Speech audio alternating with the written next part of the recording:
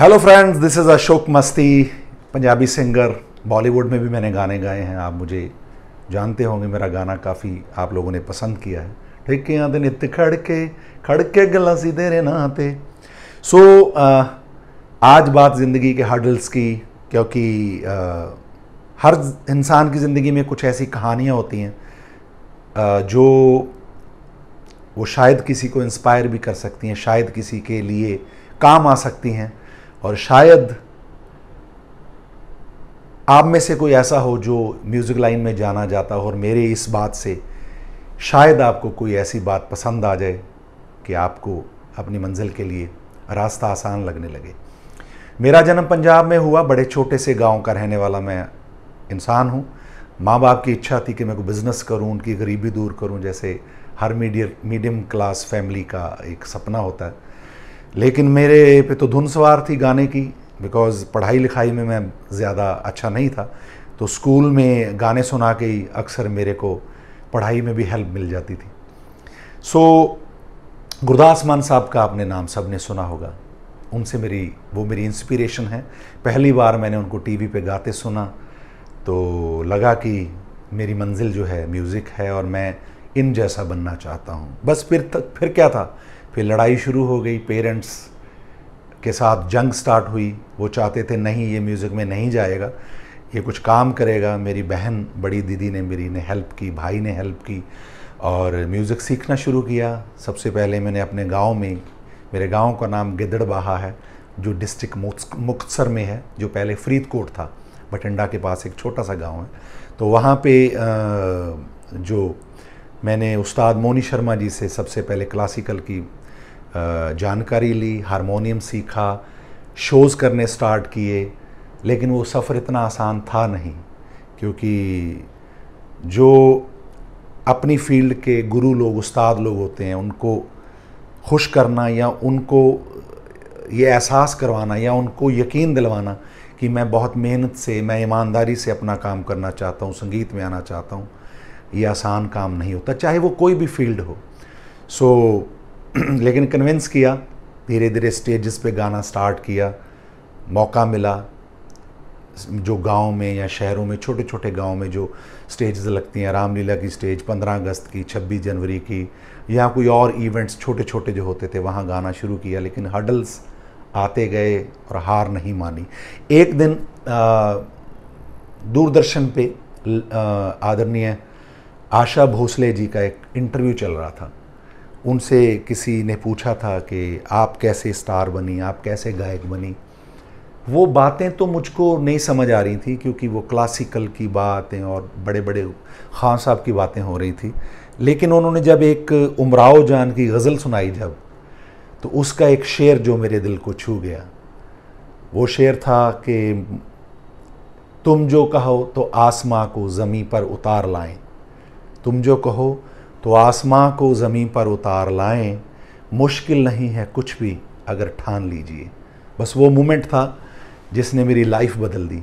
उसके बाद मैंने पीछे मुड़ के नहीं देखा। मैंने अपनी स्टडी कंप्लीट की गिद्दड़बाहा में। उसके बाद बिकॉज़ पंजाब के लिए और हरियाणा के लिए और हिमाचल, इस पूरे रीजन के लिए सबसे हैपनिंग प्लेस जो है वो चंडीगढ़ थी, और आज भी है। तो चंडीगढ़ की तरफ हमने मूव किया। चंडीगढ़ में मेरे पास पैसा था नहीं, लेकिन मुझे दोस्तों ने ये बता दिया था कि अगर आपने कुछ बनना है, मेरे टीचर्स ने, मेरे जानने वाले, उन्हें जो मुझे प्यार करते थे, वो कहते थे तुम्हें किसी ऐसी जगह जाके अपना टैलेंट दिखाना पड़ेगा जहाँ पे कंपटीशन हो, क्योंकि यहाँ के तुम सिंगर बन ही चुके हो, यानी कि वहाँ यहाँ पे तो तुम्हें लोग लाइक करते ही हैं, तुम इनके अपने हो। लेकिन तुम्हें किसी ऐसी जगह पे जाके फ़ाइट करनी पड़ेगी जहाँ पे कंपटीशन हो। तो चंडीगढ़ हम गए। चंडीगढ़ में मैं किसी को जानता नहीं था, लेकिन मैं थिएटर, क्योंकि मैं जहाँ अपने गांव में रहता था, तो थिएटर में मैं गाने गाता था। जैसे एक कभी नाटक होता था, प्ले होता था, तो उसके बीच में किसी सिंगर को 2-3 गानों का चांस मिलता था। मैंने वहाँ गाने गाए, और उसी दौरान गांव का ही हमारा एक दोस्त, उसने मुझे एक चिट्ठी लिख के दी कि आप चंडीगढ़ जाओ, वहाँ पे एक बहुत अच्छे डायरेक्टर हैं कमल विद्रोही साहब, उनसे जाके मिलो और वो आपके गाने के लिए आपकी हेल्प ज़रूर करेंगे।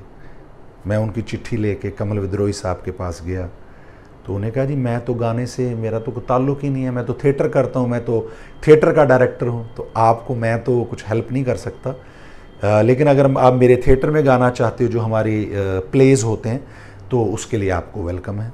मुझे तो बस एक तिनके का सहारा ही चाहिए था। तो मुझे कह रहे सुनाओ क्या सुनाते हो। वहाँ मेरा सीखा हुआ जो मैंने हारमोनियम अपने गुरुजी से सीखा था और जो भी गाना थोड़ा बहुत मुझे आता था मैंने गाना सुना के लेकिन मेरी एनर्जी डे वन से बहुत पॉजिटिव थी, कमाल थी। मतलब कि मैं नामुमकिन को भी मुमकिन समझ के बात करता था कि ये हो जाएगा, कोई बड़ी बात नहीं, मैं गा लूँगा, मैं स्टेज संभाल लूँगा, मैं 3 घंटे गा लूँगा, मैं एक्टिंग भी कर लूँगा। तो मैं किसी बात के लिए नो नहीं बोलता था। तो ये पॉजिटिविटी काम आई। तो कमल विद्रोही साहब ने कहा जी कुछ सुनाओ, तो मैंने हारमोनियम पे कुछ 2-4 चीज़ें उनको सुनाई तो बड़े खुश हुए। उन्होंने मुझे एक जॉब ऑफ़र की, बिकॉज़ मेरे पास चंडीगढ़ रहने के लिए ना तो घर था, ना खाने के लिए खाना था, और ना ही मेरे को कोई वहाँ लोग जानते थे जिनके पास मैं शेल्टर ले पाता या मैं उनसे हेल्प ले पाता। खैर फाइनली उन्होंने मुझे ऑफ़र किया जी आपको हम शेल्टर देंगे, आप मेरे पास रहिए इसी घर में और यहीं रियाज़ करिए, यहीं म्यूज़िक आप चंडीगढ़ के लोगों से मिलिए, म्यूज़िक डायरेक्टर से, और जो भी आप काम करना चाहते हैं आप मेरे थिएटर के लिए गाएंगे और आपको हम 100 रुपया पर शो जो है वो देंगे, खाना पीना हमारा। तो उनके महीने में 10-10, 12-12 शोज़ होते थे। बस यहीं से मेरी जो चंडीगढ़ से जर्नी स्टार्ट हुई। मैंने थिएटर किया, एज एन एक्टर मैंने बहुत काम किया वहाँ, और उसका मुझे बेनिफिट ये हुआ कि जब भी मैं स्टेज पे गाना गाने परफॉर्म करने जाता था तो मेरा एक जो फियर होता है स्टेज का वो कब गायब हो गया मुझे पता ही नहीं चला। तो मैं स्टेज पे पूरा बिंदास होके बोले तो गाता था, और इधर भागना उधर भागना, परफॉर्मेंस करना, लोगों की आंखों में आंखें डाल के बात करना, स्टेज से नीचे उतर जाना, स्टेज में ज़मीन पे बैठ के लोगों से रूबरू होना। तो ये सब चीज़ें मुझे चंडीगढ़ के थिएटर ने दी। थिएटर का ये हम एक पार्ट जो एक शो करने के लिए हम दिल्ली आए।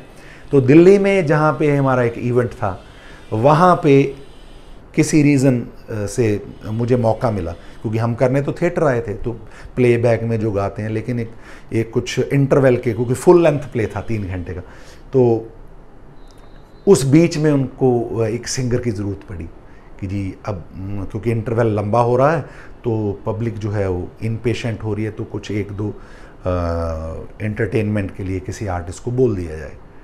तो मुझे मौका मिला, बस मौका ही तो चाहिए था। तो दिल्ली का जो क्राउड था उन्होंने हाथों हाथ लिया, उन्होंने इतना प्यार दिया कि अगले दिन अखबारों में उस प्ले का चर्चा कम था, अशोक मस्ती का चर्चा ज़्यादा था। अब मस्ती की बात आई है तो आपको मैं एक इंसिडेंट बताना चाहूँगा। गुरदास मान साहब को मैं फॉलो करता था, उनको मानता था, उनका जैसा होना चाहता था। तो उन्होंने मुझे एक दिन देखा किसी छोटी सी स्टेज पे मैं गा रहा, तो वहाँ पे आए हुए थे, तो उन्होंने लड़के को भेजा कि इसको बुला के लेके आओ। तो मैं गया, मैंने पैर छुए, मैं कहा पाजी सत श्री अकाल, पैरी पैना जी। कह रहे तेरा नाम की है? मैं कहा जी मेरा नाम अशोक सचदेवा। सचदेवा? या तेरे म्यूज़िक के साथ ये नाम जा नहीं रहा, तो तुम अपना नाम कुछ ऐसा होना चाहिए जिसमें मस्ती नज़र आए, क्योंकि तुम बहुत मस्त होके गाते हो। तो मैं कहा जी फिर आप ही बताइए। कहते मस्ती बढ़िया। तो उन्होंने मेरा नामकरण किया अशोक मस्ती। सचदेवा से मस्ती की यात्रा मेरी ऐसे रही। उसके बाद दिल्ली जब काफ़ी अच्छा मेरा सर्कल बना, फिर गाने बने, फिर बहुत सारे लोग मेरे साथ जुड़ते गए, फिर विदेश की यात्राएं। लेकिन बीच बीच में कभी लगता था कि यार क्या हम भी कुछ कर पाएंगे, क्या हमारे भी गाने लोग सुनेंगे, क्या हमारे भी गानों को कोई पसंद करेगा, क्या हमें भी बतौर सिंगर लोग स्वीकार करेंगे। ये बहुत सारे ख्याल आते हैं। लेकिन दोस्तों एक बार यकीन से कहना चाहता हूँ, जो आप सोचते हो बनते आप वही हो।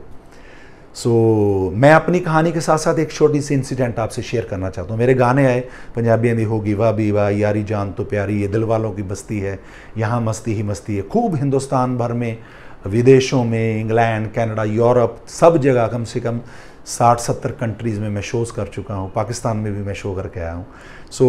मेरी यात्रा शोज़ की बहुत रही, बिकॉज़ मुझे लोग एज एन परफॉर्मर जानते हैं।